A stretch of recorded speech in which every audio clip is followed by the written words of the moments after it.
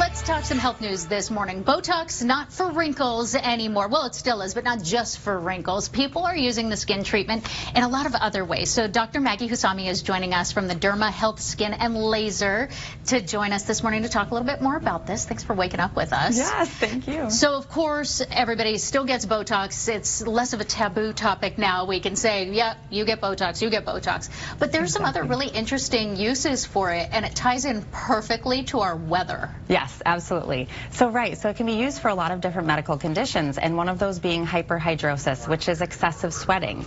Now, some people are actually diagnosed with it, which is associated with different medical conditions, and it can be excessive sweating all over the body, or it can be just even localized areas such as the underarms, palms of the hands, or soles of the feet. I actually went to high school with a girl who had excessive sweating on her feet, and she had to do all kinds of things, pad her shoes in different ways, because it really was a problem. I mean, we're not just talking about because it's hot out there and, you know, you sweat a little. Exactly. So for some people it really is, and it can be like more of an emotional thing too. Like it can be embarrassing for a lot of people, or it's showing through their clothes. Right. But you don't have to have that diagnosis to get it done. You can just have that excessive sweat in this Arizona heat and want to have a little relief.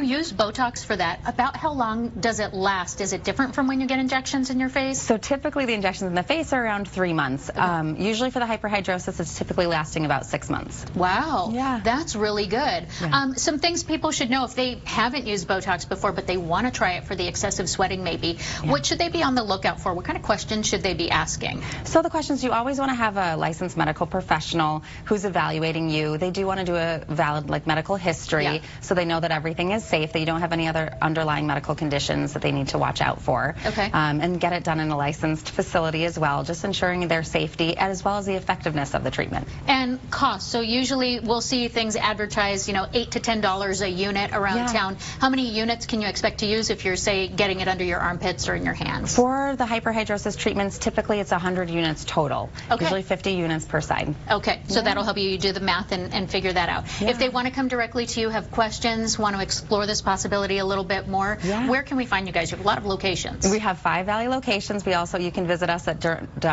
dhiskin.com. And we've got that information up on the screen for you right now. Great information, especially for people who really had no idea that there were other uses, and an embarrassing problem that can really be solved so easily. Yes, exactly. Great information. Thanks so much for waking up with us. We appreciate it. We'll be back with more headlines for you coming up on the other side of this break.